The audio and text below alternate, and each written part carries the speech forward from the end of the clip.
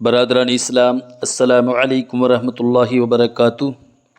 الحمد للہ الذی ابدأ الافلاک والارضین والصلاة والسلام علی من کان نبیا وآدم بین الماء والطین وعلی آلہ واصحابہ اجمعین، اما بعد فاعوذ باللہ من الشیطان الرجیم، بسم اللہ الرحمن الرحیم۔ وَقَضَىٰ رَبُّكَ أَلَّا تَعْبُدُوا إِلَّا إِيَّاهُ وَبِالْوَالِدَيْنِ إِحْسَانًا إِمَّا يَبْلُغَنَّ عِندَكَ الْكِبَرَ أَحَدُهُمَا أَوْ كِلَاهُمَا فَلَا تَقُل لَّهُمَا أُفٍّ وَلَا تَنْهَرْهُمَا وَقُل لَّهُمَا قَوْلًا كَرِيمًا وَاخْفِضْ لَهُمَا جَنَاحَ الذُّلِّ من الرحمة وقل رب ارحمهما كما ربياني صغيرا۔ صدق الله العظيم وصدق رسوله النبي الأمين الكريم، ونحن على ذلك لمن الشاهدين والشاكرين والحمد لله رب العالمين۔ میں اپنی عادت کے مطابق کلام الامام امام الکلام آپ کی خدمت میں پیش کرنے کے لیے جا رہا ہوں۔ عرش حق ہے مسند رفعت رسول اللہ کی، عرش حق ہے مسند رفعت رسول اللہ کی، دیکھنی ہے حشر میں عزت رسول اللہ کی۔ اور امام عشق محبت فرماتے ہیں، قبر میں لہرائیں گے تا حشر چشم نور کے، قبر میں لہرائیں گے تا حشر چشم نور کے، جلوہ فرما ہوگی جب طلعت رسول اللہ کی۔ اور وہ جہنم میں گیا، وہ جہنم میں گیا جو ان سے مستغنی ہوا، وہ جہنم میں گیا جو ان سے مستغنی ہوا ہے خلیل اللہ کو حاجت رسول اللہ کی۔ اور سورج الٹے پاؤں پلٹے چاند اشارے سے ہو چاک، سورج الٹے پاؤں پلٹے چاند اشارے سے ہو چاک، اندھے نجدی دیکھ لے قدرت رسول اللہ کی۔ اور تجھ سے اور جنت سے کیا مطلب نزدی دور ہو، تجھ سے اور جنت سے کیا مطلب نجدی دور ہو، ہم رسول اللہ کے جنت رسول اللہ کی۔ اور اعلیٰ حضرت فرماتے ہیں، اے رضا خود صاحب قرآن ہے مداح حضور، اے رضا خود صاحب قرآن ہے مداح حضور، تجھ سے کب ممکن ہے پھر مدحت رسول اللہ کی۔ میری ملت کے نوجوانوں، میں نے جس آیت مبارکہ کا ترجمہ، میں نے جس آیت مبارکہ کو اپنا عنوان تقریر بنایا، آئیے اس کا ترجمہ پیش کرنے سے قبل فرط عقیدت اور جوش محبت کے ساتھ سرکاری ذی وقار احمدی مختار شفیع روز شمار کے دربار گوہربار میں عقیدت اور محبت کے ساتھ درود شریف کا نذرانہ پیش کریں۔ پڑھیں بآواز بلند، اللہ رب محمد صلی اللہ علیہ وسلم، نحن عباد محمد صلی اللہ علیہ وسلم، صلاۃ و سلام علیک یا رسول اللہ صلی اللہ تعالی علیہ وسلم۔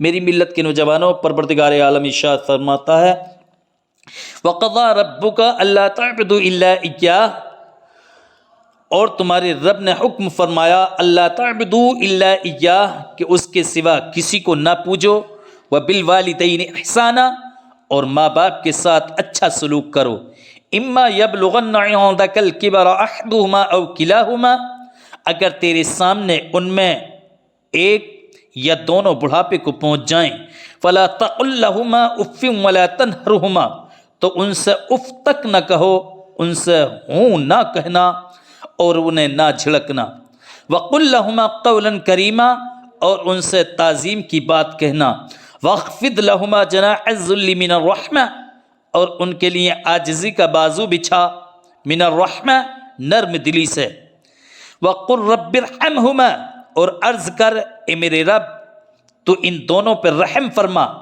کما ربیانی صغیرا، جیسا کہ ان دونوں نے مجھے بچپن میں پالا۔ میری ملت کے نوجوانوں، یہ اس آیت مقدسہ کا سیدھا اور سلیس ترجمہ تھا جو میں نے آپ حضرات کی خدمت میں پیش کیا۔ میری ملت کے نوجوانوں، یہ آیت مقدسہ یہ غمازی کر رہی ہے کہ پروردگار عالم نے ارشاد فرمایا ہے کہ اللہ تعبدوا الا ایاہ، کہ اس کے علاوہ کسی کو نہ پوجو۔ اللہ نے اپنی عبادت کے بعد جو حکم فرمایا ہے وَبِالْوَالِدَيْنِ احسانا، کہ اپنے ماں باپ کے ساتھ حسن سلوک کرو، اپنے ماں باپ کے ساتھ اچھا برتاؤ کرو۔ میری ملت کے نوجوانوں، قرآن کریم کی آیت طیبہ میں توحید کے بعد جن کے حقوق کا ذکر کیا گیا ہے وہ ہیں والدین۔ حدیث طیبہ میں بھی اس کی خوب وضاحت کی گئی ہے۔ حضرت ابو ہریرہ رضی اللہ تعالی عنہ روایت کرتے ہیں، یہ بڑی پیاری حدیث میں آپ کی سماعتوں کے حوالے کرنے کے لیے جا رہا ہوں، جس کے راوی ہیں حضرت ابو ہریرہ رضی اللہ تعالی عنہ۔ یہ وہ صحابی رسول ہیں جن کا شمار اصحاب صفہ ان 70 صحابہ کرام میں سے کیا جاتا ہے جو حضور صلی اللہ علیہ وسلم کی یونیورسٹی مدرسے میں اینی ٹائم رہا کرتے تھے، جن کو اصحاب صفہ کہا جاتا ہے۔ انہی میں سے ایک حضرت ابو ہریرہ بھی ہیں جو بہت ساری اکثر حدیث انہی سے روایت ہیں۔ کیوں؟ ایک صحابی رسول نے عرض کی، اے ابو ہریرہ، جس حدیث کو دیکھو اس کے راوی تم ہو، جس حدیث کو دیکھو اس کے راوی تم ہو۔ حضرت ابو ہریرہ فرماتے ہیں، ہاں کیوں نہ ہو، اللہ نے تمہیں دولت دی تھی، تمہیں مال دیا تھا، تمہیں ثروت دی تھی، تمہیں بیوی بچے بہت سارا مال دیا تھا، لیکن میرے پاس کچھ نہیں تھا، اللہ اور اس کے رسول تھے۔ میں اینی ٹائم ہمیشہ ہما وقت اللہ کے رسول کے دربار میں رہا کرتا تھا، تو اللہ کے رسول کے لب مقدس سے جو بھی بات نکلتی تھی میں اس کو نوٹ کر لیا کرتا تھا، اسی لیے میں روایت کرتا ہوں۔ تو میری ملت کے نوجوانوں، اکثر احادیث مبارکہ حضرت ابو ہریرہ رضی اللہ تعالی عنہ سے مروی ہوا کرتی ہیں۔ تو اس حدیث کے بھی راوی حضرت ابو ہریرہ رضی اللہ تعالی عنہ ہیں کہ حضور صلی اللہ علیہ وسلم کی بارگاہ میں ایک شخص حاضر ہوئے، اور حاضر ہونے کے بعد عرض کرتے ہیں، یا رسول اللہ صلی اللہ علیہ وسلم، من احق بحسن صحبتی؟ قال امک، قال ثم من؟ قال امک، قال ثم من؟ قال امک، قال ثم من؟ قال ابوک۔ حضرت ابو ہریرہ روایت کرتے ہیں کہ ایک صحابی رسول آپ کی بارگاہ میں، حضور کی بارگاہ میں حاضر ہوئے، اور حاضر ہونے کے بعد عرض کرتے ہیں، اے اللہ کے رسول صلی اللہ علیہ وسلم، میرے احسان کا زیادہ حقدار کون ہے؟ آپ نے فرمایا، تیری ماں۔ اس نے پوچھا، پھر کون؟ تو آپ نے فرمایا، تیری ماں۔ اس نے عرض کی، پھر کون؟ آپ نے فرمایا، تیری ماں۔ پھر عرض کی، اس کے بعد کون؟ تو آپ نے فرمایا، ابو کا، تیرا باپ۔ یعنی اللہ کے رسول صلی اللہ علیہ وسلم کی بارگاہ میں وہ صحابی رسول حاضر ہو کر عرض کرتے ہیں، یا رسول اللہ، میرے حسن سلوک کا، من احق بحسن صحبتی، میرے حسن سلوک کا سب سے زیادہ حقدار کون ہے؟ تو آقا ارشاد فرماتے ہیں، امو کا، تیری ماں تیرے حسن سلوک کی سب سے زیادہ حقدار ہیں۔ قال ثم من؟ تو پھر وہ صحابی رسول عرض کرتے ہیں، یا رسول اللہ، پھر میرے حسن سلوک کا سب سے زیادہ حقدار کون ہے؟ آقا ارشاد فرماتے ہیں، امو کا، تیری ماں۔ قال ثم من؟ پھر وہ صحابی رسول پھر عرض کرتے ہیں تیسری مرتبہ، یا رسول اللہ، میرے حسن سلوک کے سب سے زیادہ حقدار کون ہے؟ قال ثم، قال امو کا، آقا ارشاد فرماتے ہیں، تیری ماں۔ اور چوتھی مرتبہ وہ صحابی رسول پھر عرض کرتے ہیں، یا رسول اللہ صلی اللہ علیہ وسلم، میرے حسن سلوک کا سب سے زیادہ حقدار کون ہے؟ آقا ارشاد فرماتے ہیں، ابو کا، تیرا باپ۔ تو یہاں سے پتہ چلتا ہے میری ملت کے نوجوانوں، اس حدیث پاک سے واضح ہو گیا کہ تمام لوگوں سے زیادہ کسی آدمی کے احسان کے زیادہ حقدار اس کی ماں اور اس کا باپ ہے۔ تو میری ملت کے نوجوانوں، ایک اور حدیث میں آپ کی سماعتوں کے حوالے کرنا چاہتا ہوں، اور اس حدیث کے بھی راوی حضرت ابو ہریرہ رضی اللہ تعالی عنہ ہی ہے کہ حضور صلی اللہ علیہ وسلم نے ارشاد فرمایا، رغم انفہ، رغم انفہ، رغم انفہ، قیل من یا رسول اللہ صلی اللہ علیہ وسلم؟ قال من ادرک والدیہ عند الکبر احدہما او کلاہما ثم لم يدخل الجنہ۔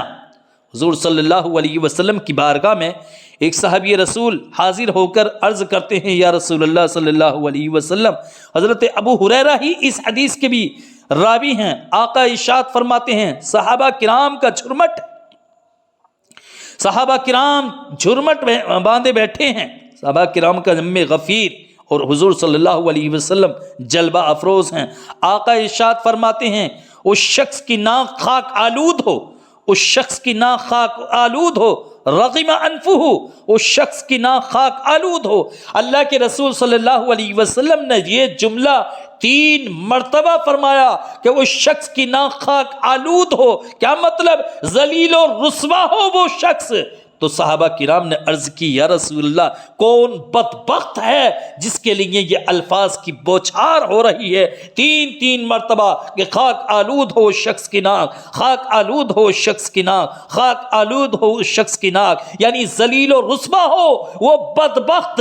میرے آقا ارشاد فرماتے ہیں وہ شخص کہ جس نے بڑھاپے میں اپنے والدین کو پایا اور ان کی خدمت کر کے جنت میں داخل نہیں ہو گیا، ذلیل و رسوا ہو ایسا شخص۔ تو میری ملت کے نوجوانوں، اس سے معلوم ہوا کہ ماں اور باپ دونوں کی یا دونوں میں سے ایک کی خدمت کرنا، ان کے ساتھ حسن معاشرت اختیار کرنا اور انہیں راضی کرنا ہی جنت میں داخل ہونے کا راستہ ہے۔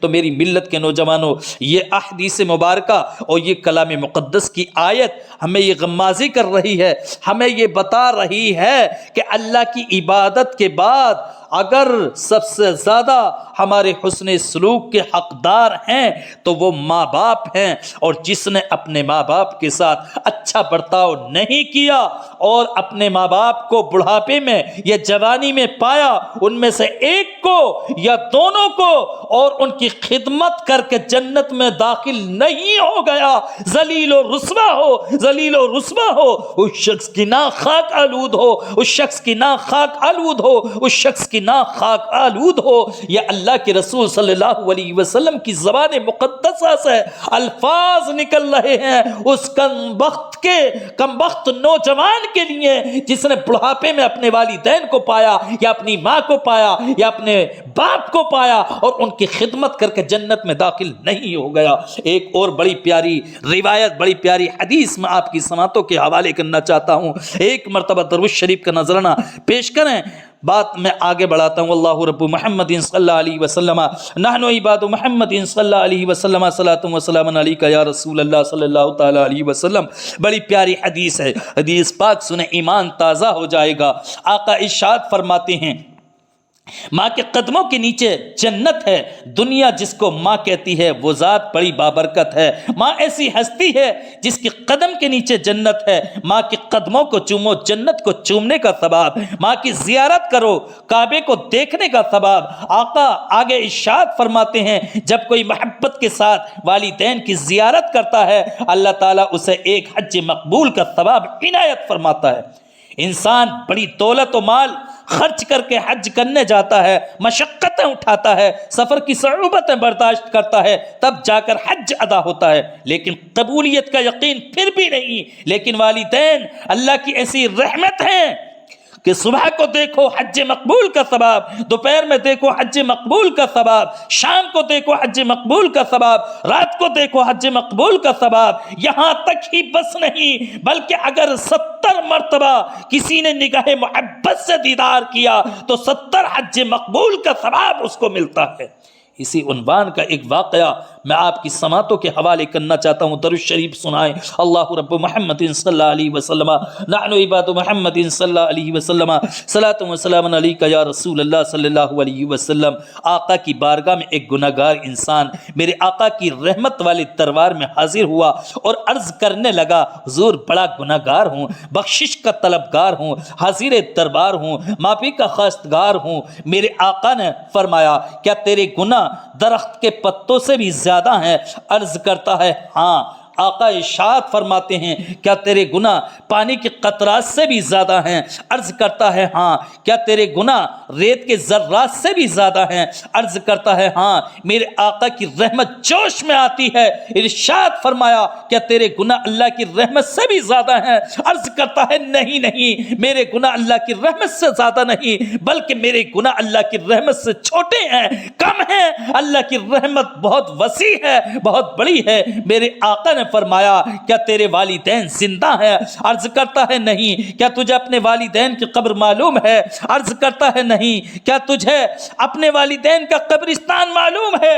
عرض کرتا ہے نہیں۔ میرے آقا کے لبھائے رحمت کھلتے ہیں، ارشاد فرماتے ہیں جب کسی قبرستان میں چلا جا اور 2 لکیریں بنا لے، ایک لکیر کو اپنے والد کی قبر تصور کر لے اور ایک کو اپنی والدہ کی قبر سمجھ لے اور سورہ فاتحہ فاتحہ کی تلاوت کر دے، اللہ تعالیٰ تیرے تمام گناہوں کو معاف فرما دے گا۔ میری ملت کے نوجوانوں، یہ ایسی والدین ایک ایسی نعمت ہیں، ایسی عظمت ہیں، ایسی رحمت ہیں کہ ان سے بڑھ کر رحمت اللہ نے اپنی عبادت کے بعد کسی کو بنایا ہی نہیں۔ ایک مرتبہ درود شریف کا نذرانہ پیش کریں تو میں بات آگے بڑھاؤں۔ اللہ رب محمد صلی اللہ علیہ وسلم نحن عباد محمد صلی اللہ علیہ وسلم صلاۃ و سلام علیک یا رسول اللہ صلی اللہ تعالی علیہ وسلم۔ میری ملت کے نوجوانوں، اب وہ لوگ جو اپنے والدین کی خدمت نہیں کرتے، اپنے والدین کے ساتھ اچھا برتاؤ نہیں کرتے، ان کے لیے کیا سزا ہے اور ان کو کن سزاؤں سے، کن تکلیفوں سے، کن عذابوں سے دوچار ہونا پڑے گا۔ میری ملت کے نوجوانوں، آقا ارشاد فرماتے ہیں ہما جنتک و نارک، یہی تمہاری جنت ہے، یہی تمہاری دوزخ ہے۔ اگر اچھا برتاؤ کرو گے، اچھا سلوک کرو گے، ان کو اچھا پہناؤ گے، اچھا کھلاؤ گے، اچھی ان کے ساتھ میں بات چیت کرو گے اور ان کا دل خوش رکھو گے، ہما جنتک، یہ تمہارے لیے جنت ہے۔ اور اگر تم نے ان کے ساتھ میں اچھا برتاؤ نہیں کیا، خود اچھا کھاتے رہے، ان کو اچھا نہ کھلایا، خود اچھا پہنتے رہے، ان کو اچھا نہ پہنایا، خود اچھا پیتے رہے، ان کو اچھا نہ پلایا، تو یاد رکھو ہما نارک، یہی تمہارے لیے جہنم کا سبب بن سکتے ہیں، یہی تمہارے لیے جہنم اور دوزخ بن سکتے ہیں، یہی تمہارے لیے جہنم کا باعث بن سکتے ہیں۔ میری ملت کے نوجوانوں، اب سنیں ایک صحابی رسول کا واقعہ میں آپ کی خدمت میں پیش کرنا چاہتا ہوں اور آپ کی سماعتوں کے حوالے کرنا چاہتا ہوں۔ یقین جانو میری ملت کے نوجوانوں، یاد رکھو، اگر میری ان باتوں کو جو میں آپ کی خدمت میں پیش کرنے کے لیے جا رہا ہوں اپنی تقریر کے ذریعے اپنے ذہن و فکر میں محفوظ کر لیا تو تمہاری لائف محفوظ ہو جائے گی، اور اگر تم نے اپنے ذہن و فکر سے نکال دیا تو تمہاری لائف چوپٹ ہو جائے گی۔ ایک حدیث، ایک صحابی رسول کا واقعہ اور ایک حدیث میں آپ کی خدمت میں پیش کرنے کے لیے جا رہا ہوں۔ اللہ درود شریف پڑھیں۔ اللہ رب محمد صلی اللہ علیہ وسلم نحن عباد محمد صلی اللہ علیہ وسلم صلاۃ و سلام علیک یا رسول اللہ صلی اللہ تعالی علیہ وسلم۔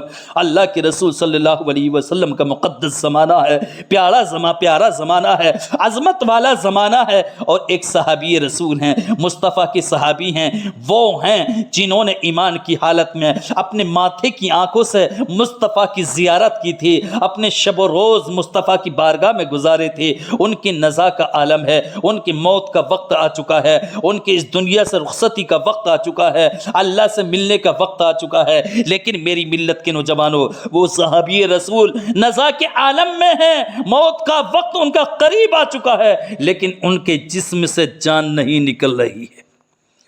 نزا کا وقت ہے لیکن ان کے جسم سے جان نہیں نکل رہی ہے۔ اے میری ملت کے نوجوانوں، میری اس بات کو سننے کے بعد بھی اگر نوجوان اپنی اصل سے نہ پلٹا، اپنے والدین کی خدمت نہ کی، تو اس کو کوئی بات پلٹا نہیں سکتی۔ یقین جانو وہ صحابی رسول ہیں، ہماری اور آپ کی کیا اوقات ہے؟ ان صحابی رسول نے اللہ کے رسول کی زیارت کی تھی، اس لیے وہ صحابی بنے۔ وہ ان کے نزا کا وقت ہے، موت کا وقت ہے، لیکن ان کے جسم سے جان نہیں نکل رہی ہے۔ صحابہ کرام نے اللہ کے رسول کے دربار میں حاضر ہو کر عرض کی، یا رسول اللہ، فلاں صحابی ہیں، نزا کے عالم میں ہے، لیکن تکلیف کا عالم یہ ہے کہ ان کی تکلیف دیکھی نہیں جا رہی ہے یا رسول اللہ، لیکن ان کے جسم سے جان نہیں نکل رہی ہے۔ میرے آقا تشریف لے گئے اور ان صحابی کو دیکھا، دیکھنے کے بعد ان کی تکلیف کو محسوس کیا۔ تکلیف کو محسوس کرنے کے بعد میرے آقا ارشاد فرماتے ہیں، ان کی والدہ کہاں ہیں؟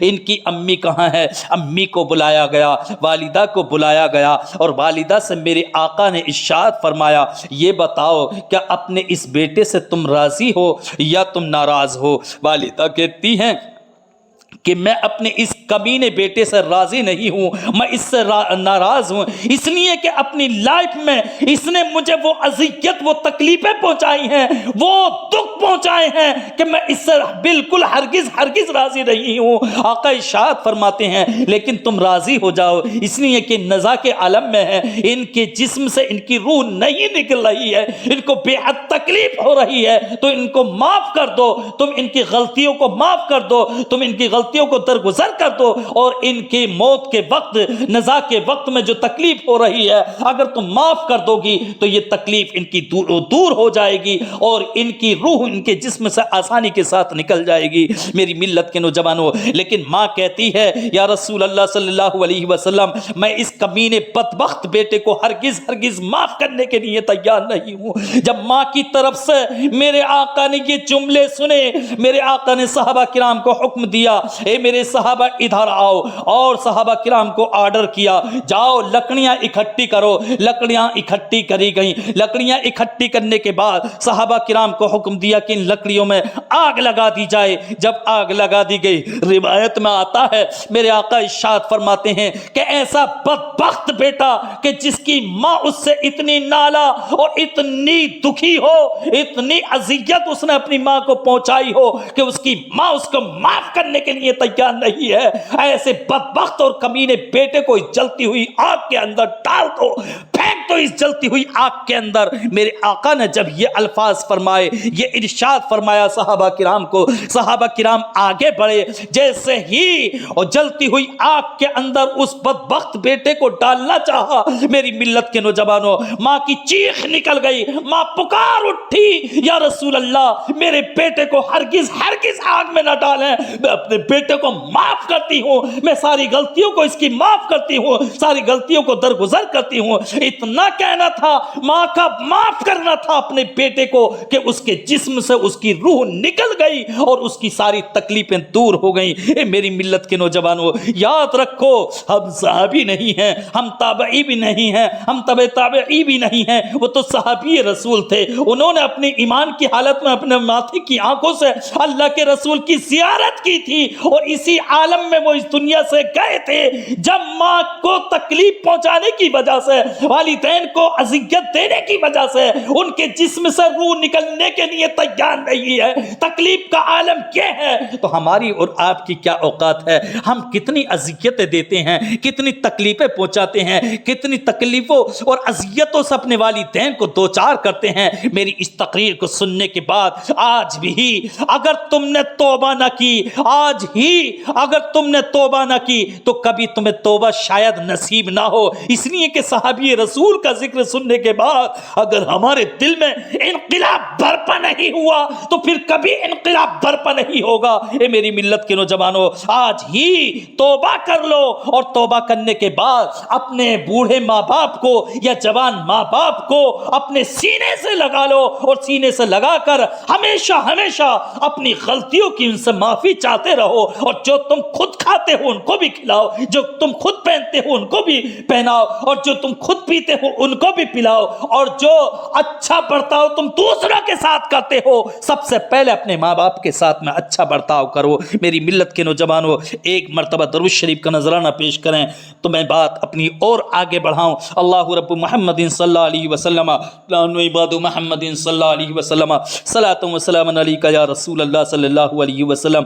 اب ایک ایسی روایت میں آپ کے سامنے پیش کرنے کے لیے جا رہا ہوں، جیسا کرو گے ویسا بھرو گے۔ آج تم نوجوان ہو، ایک دن تمہیں بھی بوڑھا ہونا ہے۔ آج تمہاری جوان جسم کے اندر جو خون دوڑ رہا ہے یہ شباب کا اور جوانی کا خون ہے۔ ایک دن تم نحیف و ناتواں ہو جاؤ گے، ایک دن تم ویک ہو جاؤ گے، کمزور اور لاغر ہو جاؤ گے۔ جس طرح آج تمہارے ماں باپ نحیف و کمزور ہیں، لاغر ہیں، ضعیف ہو چکے ہیں، ایک دن وہ آنے والا ہے تم بھی کمزوری کی منزل کو پہنچو گے۔ اس وقت تمہیں احساس ہوگا کہ ہم نے اپنے ماں باپ کے ساتھ میں کیسا برتاؤ کیا ہے۔ ایک شخص تھا کہ جو اپنے اس کا اکلوتا بیٹا تھا، ایک ہی بیٹا تھا، اور اپنے اکلوتے بیٹے کو پالنے کے لیے اس نے کیا کچھ نہ کیا، اور اپنے اکلوتے بیٹے کو پڑھانے کے لیے اس نے کیا کچھ نہ کیا، لیکن افسوس اس بات کا کہ اس نے ایڑی چوٹی کا زور لگایا اپنے اکلوتے بیٹے کو پالنے کے لیے، اپنے اکلوتے بیٹے کو پڑھانے کے لیے، لیکن اس نے دین کی تعلیم نہیں دی، اسلام کی تعلیم سے روشناس نہیں کیا، اسلام کی تعلیم سے اس نے اس نے اسلام کی تعلیم کا اس نے درس نہیں دیا، دنیاوی تعلیم میں اس کو منہمک رکھا، اس کو مصروف اور مشغول رکھا، لیکن دین کی تعلیم سے اس نے اس کو دور رکھا۔ میری ملت کے نوجوانوں، سب کچھ کیا، حرام کمایا، حلال کمایا، اپنے اکلوتے بیٹے کو پالتا رہا، اپنے اکلوتے بیٹے کی تعلیم کو آگے بڑھاتا رہا۔ آخر کار وہ اکلوتا بیٹا جوان ہوا، اور جوانی کی منزل کو پہنچنے کے بعد وہ اپنی دنیاوی تعلیم سے فارغ ہوا، ڈگریاں حاصل کی۔ ڈگریاں حاصل کرنے کے بعد اب یہ باپ جس نے پوری لائف، پوری جوانی اپنے اکلوتے بیٹے کو پالنے میں اور اس کو پڑھانے میں گزار دی، اب یہ بڑھاپے کی منزل کو پہنچ گیا۔ جب یہ بڑھاپے کی منزل کو پہنچ گیا، طرح طرح کی بیماریاں اس کے اندر لاحق ہو گئیں،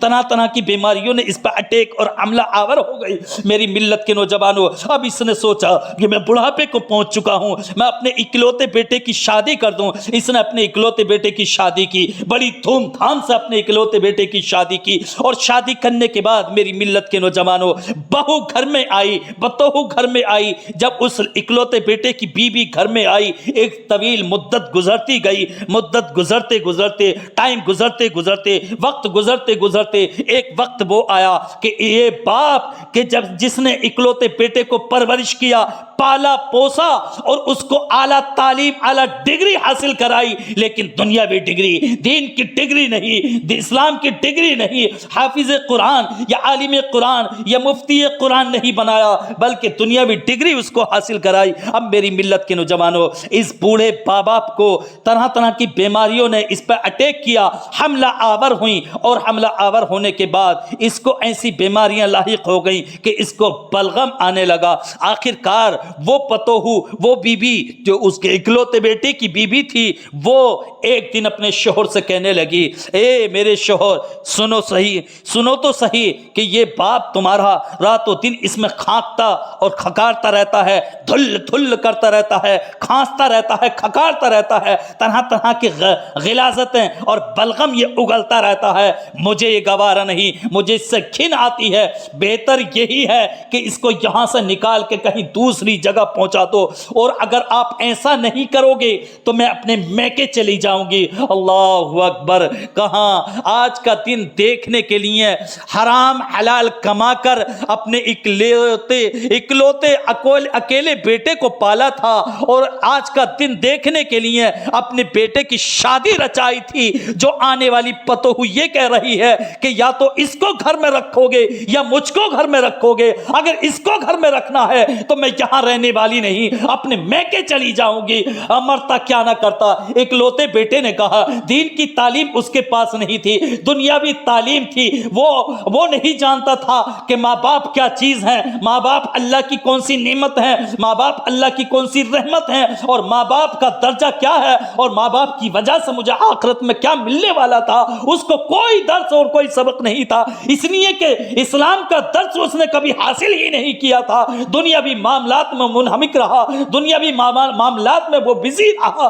آخر کار میری ملت کے نوجوانوں، جب بیوی کے تیور یہ دیکھے، وہ یہ کہہ رہی ہے یا تو اس گھر میں یہ بوڑھا رہے گا یا میں رہوں گی، اگر یہ رہا تو میں اپنے میکے چلی جاؤں گی۔ تو اکلوتے بیٹے نے کہا کہ بیگم تو نہ جا، اس بوڑھے باپ کو ہی میں یہاں سے دور کر دیتا ہوں۔ آخر کار نتیجہ یہ ہوا کہ اس اکلوتے بیٹے نے جس کو حرام حلال کمائی اکٹھی کر کے اس کو پالا تھا اور اس کی پرورش کی تھی، اس کی اعلیٰ تعلیم کی تھی، اس نے ایک پھٹا پرانا کمل لیا، اور کمل لینے کے بعد میری ملت کے نوجوانوں اپنے بوڑھے باپ سے کہا کہ والد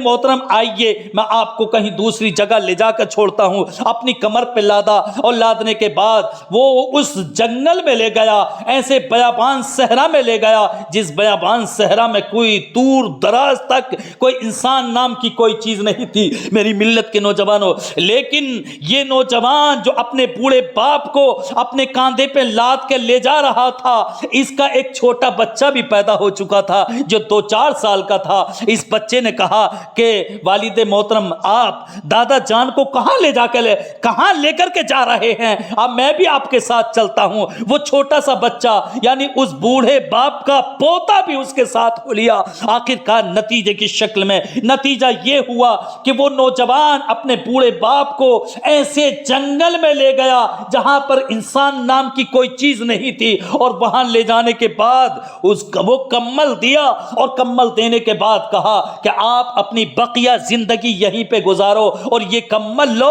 اور اب آپ کو گھر آنے کی ضرورت نہیں ہے، یہیں پر اپنا باقی ٹائم گزارو، اس لیے کہ آپ کی ذات سے، آپ سے میری بیگم کو، میری بیوی کو جو اذیت اور تکلیف ہوتی ہے میں اس کو گوارا نہیں کر سکتا۔ آخر کا نتیجہ یہ ہوا، بوڑھے ماں باپ نے ایک حسرت بھری نگاہوں سے اپنے جوان بیٹے کو دیکھا، اور دیکھنے کے بعد اپنی لائف کی پوری رودات اس کے سامنے آ گئی۔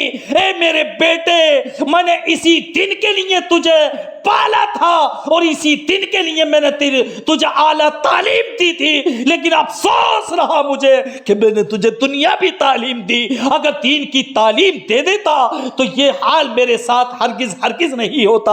آخرکار مکمل دے دیا، اور دینے کے بعد وہ بیٹا، وہ جوان بیٹا وہاں سے چلنے لگا، اپنے باپ سے رخصت ہو کے چلنے لگا، اور اس کا چھوٹا بچہ بھی اس کے ساتھ میں تھا۔ جب کچھ دور آ گیا، اور آنے کے بعد میری ملت کے نوجوانوں یاد رکھو، یہ بات میری سننے کی ہے، اور سننے کے بعد عمل کرنے کی ہے۔ اگر عمل نہ کیا تو یقین جانو جیسا تم کرو گے ویسا تم بھرو گے، کیونکہ جیسی کرنی ویسی بھرنی۔ اگر میری ملت کے نوجوانوں، وہ نوجوان اپنے باپ کو کمبل دینے کے بعد وہاں سے روانہ ہو گیا، اور اس کا جو چھوٹا 2-4 سال کا بچہ تھا وہ بھی اس کے ساتھ روانہ ہو گیا۔ کچھ دور چلتے ہیں، اور چلنے کے بعد اس نوجوان سے اس کے چھوٹے بچے نے کہا کہ والد محترم ٹھہر جائیے، میں دادا سے مل کے آتا ہوں، آخری ملاقات کر کے آتا ہوں۔ نوجوان نے کہا کہاں جا رہے ہو؟ بچے نے کہا نہیں، میں ابھی آ رہا ہوں، آپ ٹھہر جائیے۔ وہ دوڑتا ہوا گیا، اور وہ پھٹا پرانا کمبل جو نوجوان اپنے بوڑھے باپ کو دے کر کے آیا تھا، اس بچے نے اس پھٹے پرانے کمبل کو لیا، اور لینے کے بعد اس پھٹے پرانے کمبل کے 2 پیس کیے، 2 ٹکڑے کیے، ایک ٹکڑا اپنے دادا کو دے کر آ گیا، اور ایک ٹکڑا اپنے ساتھ میں لے کر کے آ گیا۔ جب اپنے باپ کے پاس پہنچا، یعنی اس نوجوان کے پاس وہ بچہ پہنچا کمبل کا آدھا ٹکڑا لے کر، تو اس نوجوان نے پوچھا اے میرے بچے، تو اپنے دادا سے آدھا کمبل کا آدھا ٹکڑا کیوں لے کے آ گیا ہے؟ تو وہ بچہ جو جواب دیتا ہے، میری ملت کے نوجوانوں، سنہرے حروف سے لکھنے کے قابل ہے، اور یہی عبرت کے لائق ہیں، یہی عبرت حاصل کرنے کے وہ الفاظ ہیں جو وہ بچہ کہہ رہا ہے۔ بچہ کہتا ہے اے میرے والد محترم، یہ آدھا کمبل میں اس لیے پھاڑ کے لے آیا ہوں، اس لیے کہ آج دادا جان بوڑھے ہو چکے ہیں، تو آپ نے انہیں ایک کمبل دے کے یہاں بیابان جنگل میں تنے تنہا چھوڑ دیا ہے۔ ایک دن وہ ہوگا کہ میں جوان ہوں گا اور آپ بوڑھے ہوں گے، تو یہی آدھا کمبل آپ کو دے کے اسی جگہ پہ چھوڑ کے جاؤں گا، میں اس لیے آدھا کمبل پھاڑ کے لایا ہوں۔ اے میری ملت کے نوجوانوں، جب اس بچے کی زبان سے یہ الفاظ اس نوجوان نے سنے تو اس کی دنیا بدل گئی، اس کی دنیا میں انقلاب برپا ہو گیا، اور اس نے فوری طور پر ڈیسیژن لے لیا، فیصلہ لے لیا کہ کچھ بھی ہو میں اپنے بوڑھے باپ کو یہاں چھوڑ کے نہیں جاؤں گا، اپنے ساتھ میں رکھوں گا اور پوری زندگی ان کی سیوا کروں گا، اس لیے کہ میرے بچے نے مجھے یہ سبق دے دیا ہے، مجھے یہ درس دے دیا ہے کہ جیسا میں کر کے جا رہا ہوں میرا بچہ بھی میرے ساتھ میں ویسا ہی کرے گا۔ اور وہ پلٹ کے آیا نوجوان، اور پلٹ کے آنے کے بعد اپنے بوڑھے باپ کو کاندھے پہ بٹھایا، بڑے پیار سے بٹھایا۔ بوڑھا باپ کہتا ہے اے میرے لختے جگر، تیرے اندر یہ انقلاب برپا کیسے ہو گیا؟ تو بڑی بے دردی سے مجھے پھینک کے گیا تھا، اور اب بڑے پیار سے مجھے لے کر کے جا رہا ہے۔ یہ نوجوان کہتا ہے والد محترم، میری غلطیوں کو معاف کر دیجئے، میری گستاخیوں کو، میری بدتمیزیوں کو معاف کر دیجئے۔ آپ کے چھوٹے سے پوتے نے مجھے یہ سبق دیا ہے، یہ درس دیا ہے کہ میں آپ کے ساتھ اچھا برتاؤ کر رہا ہوں، اور آپ کی پوری زندگی میں آپ کی سیوا کرتا رہوں گا، آپ کی خدمت کرتا رہوں گا۔ آخرکار نتیجہ یہ ہوا میری ملت کے نوجوانوں، اپنے بوڑھے باپ کو لے کر کے اپنے گھر میں پہنچا، اور پہنچنے کے بعد اس نوجوان نے اپنا ڈیسیژن بدلا، اپنا فیصلہ بدلا۔ جب اس نے اپنا فیصلہ بدل بدلا تو بیوی کو اپنا فیصلہ بدلنا پڑ گیا۔ نوجوان کہتا ہے اے میری بیگم تو میری بیوی ہے، یہ مانا کہ تیرا مجھ پہ حق ہے، لیکن یہ حق بھی نہیں ہے کہ تیری وجہ سے اپنے بوڑھے باپ کو گھر سے نکال کے باہر کر دوں۔ یاد رکھ تو میرے گھر میں رہ یا نہ رہ، میں اپنے بوڑھے باپ کو اپنے ساتھ میں رکھوں گا اور ان کی پوری زندگی خدمت کروں گا، ان کے ساتھ میں اچھا برتاؤ کروں گا، اچھا سلوک کروں گا۔ یہی میری ملت کے نوجوانوں، جیسا کرو گے ویسا بھرو گے۔ اگر آج تم اپنے بوڑھے ماں باپ کے ساتھ میں اچھا برتاؤ کرو گے تو یقین جانو تمہارے ساتھ میں اچھا برتاؤ ہوگا، اور اگر اپنے بوڑھے ماں باپ کے ساتھ میں برا برتاؤ، ان کو اذیت اور ان کو تکلیف پہنچاؤ گے تو تمہارے ساتھ میں بھی تمہاری اولاد ایسا ہی کرے گی۔ اور اگر تمہیں یقین نہ ہو تو اپنی پرانی لائف اٹھا کے دیکھ لو، نہ جانے کتنے لوگوں کو تم نے دیکھا ہوگا کہ انہوں نے جس طرح اپنے ماں باپ کے ساتھ میں کیا، ان کے ساتھ میں بھی ان کی اولاد نے ویسا ہی کیا۔ اور اگر نہیں دیکھا ہے تو آگے دیکھ لو گے میری ملت کے نوجوانوں۔ اسی کو قرآن نے کہا ہے وَقَضَىٰ رَبُّكَ، اور تمہاری رب کا فیصلہ ہے، تمہارے رب کا ڈیسیژن ہے، تمہارے رب کا حکم ہے اللہ تعبدوا الا ایاہ، کہ اس کے علاوہ کسی کی پوجا نہ کرو، اس کے علاوہ کسی کی عبادت نہ کرو، وبالوالدین احسانا، اور ماں باپ کے ساتھ اچھا برتاؤ کرو، اما یبلغن عندک الکبر احدہما او کلاہما، اگر تمہارے سامنے تمہارے ماں باپ میں سے ایک یا دونوں خاص طور پر بڑھاپے کو پہنچ جائیں، فلا تقل لہما اف ولا تنہرہما، تو انہیں تم اف تک نہ کہو اور نہ ہی انہیں جھڑکو، وقل لہما قولا کریما، اور ان سے قول کریم یعنی ان سے تعظیم کی بات کہو، ان سے اچھی بات کہو، ان سے نرم بات کہو۔ میری ملت کے نوجوانوں، میری یہ تقریر، میں اپنی اس تقریر کو اسی پہ ختم کرتا ہوں۔ استغفر اللہ ربی من کل ذنب و خطیئۃ و اتوب الیہ وما علینا الا البلاغ المبین۔ السلام علیکم۔